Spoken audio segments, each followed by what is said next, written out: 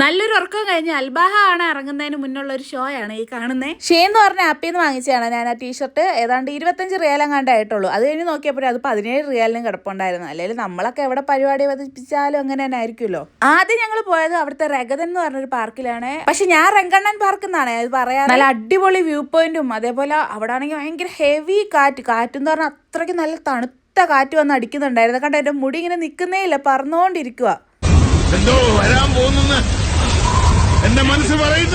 അവിടെ വന്നൊരു 10 മിനിറ്റ് കഴിഞ്ഞപ്പോഴത്തേക്ക് അന്തരീക്ഷത്തിന്റെ മട്ടും ഭാവം അങ്ങോട്ട് മാറി തുടങ്ങി. ഓൾറെഡി സിവിൽ ഡിഫൻസിൽ നിന്ന് മെസ്സേജ് ഉണ്ടായിരുന്നു 3 ദിവസത്തേക്ക് നല്ല ഹെവി കാറ്റും മഴയും അതേപോലെ ഇടിമിന്നലും ഒക്കെ ഉണ്ടായിരിക്കും എന്ന് പറഞ്ഞു. നമ്മളെങ്ങാണ്ട് ഇതെല്ലാം വക വെക്കുവോ? അങ്ങോട്ട് പെയ്യാൻ തുടങ്ങിയില്ലേ മഴ. പക്ഷെ കുറച്ച് കഴിഞ്ഞിട്ട് മഴ പെട്ടെന്ന് അങ്ങ് നിന്നായിരുന്നേ. മഴ പെയ്ത് നിന്ന് കഴിഞ്ഞപ്പോ പിന്നെ ഇതായിരുന്നു അന്തരീക്ഷത്തിന്റെ അവസ്ഥ, ഫുള്ള് മൂടൽമഞ്ഞ്. നമ്മൾ നിൽക്കുന്നിടത്തോട്ടൊക്കെ ഇങ്ങനെ കേറി വരുമായിരുന്നു. എന്ത് രസമായിരുന്നു അറിയാവോ അത് കാണാന്.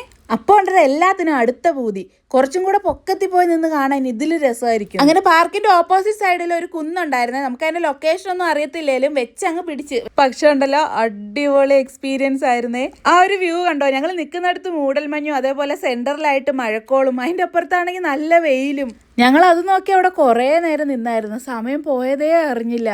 ഇതെന്നാട്ടോ മയിലാട്ടോ പാത്രിക പുലിയാട്ടോ പാത്രിക ഇതെന്നാട്ടോ? ഇത് മാർഗം കളി. മാർഗം കളിയാ? ഒരു മാർഗം ഇല്ലാണ്ടാവുമ്പോ ഒരു കളി കളിക്കൂലേ, മാർഗം കളി.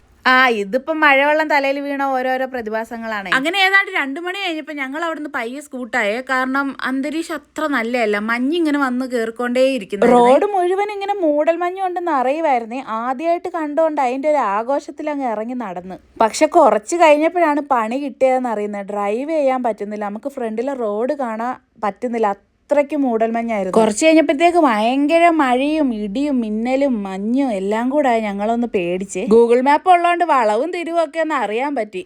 പിന്നെ ഒന്ന് പാളിയാൽ അപ്പുറത്ത് കൊക്കയാണ്, പിന്നെ നമ്മളില്ല. പിന്നെ 2 ഡ്രൈവർമാരെ നമുക്ക് അത്ര വിശ്വാസമായതുകൊണ്ട് നമ്മൾ അങ്ങിരുന്ന് അൽബാഹയിൽ അബഹയിലേക്ക് ചെല്ലാൻ വേണ്ടിയിട്ട് ഏതാണ്ട് 4 മണിക്കൂർ എടുക്കത്തോളെ. പക്ഷെ ഞങ്ങൾക്ക് ഏതാണ്ട് 7.5 മണിക്കൂറോളം എടുത്തേ. കാറിന്റെ ഡാഷ് ക്യാമൊക്കെ ഓണാക്കി വെച്ചിട്ടും ഫോണിന്റെ ക്യാമൊക്കെ ഓണാക്കി വെച്ചിട്ടാണ് കുറച്ചുകൂടെ ഒക്കെ കാണാൻ പറ്റുന്നത്. ഇപ്പൊ ക്യാമറയിലായതുകൊണ്ടാണ് നമുക്ക് അത്യാവശ്യം നന്നായിട്ട് കാണാം, അല്ലെന്നുണ്ടെങ്കിൽ ഒന്നും കാണാൻ വയ്യേ.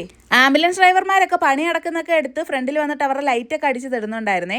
അങ്ങനെ ഞങ്ങൾ എങ്ങനെയൊക്കെ പിന്നെ അവിടുന്ന് ഫുഡൊക്കെ കഴിച്ച് ഞങ്ങൾ നേരെ റൂമിലേക്ക് പോയേ. ഫുഡ് അത്ര നല്ലതല്ലായിരുന്നെങ്കിലും പിന്നെ വിശന്നൊക്കെ ഇരുന്നുകൊണ്ട് അങ്ങ് പോയി.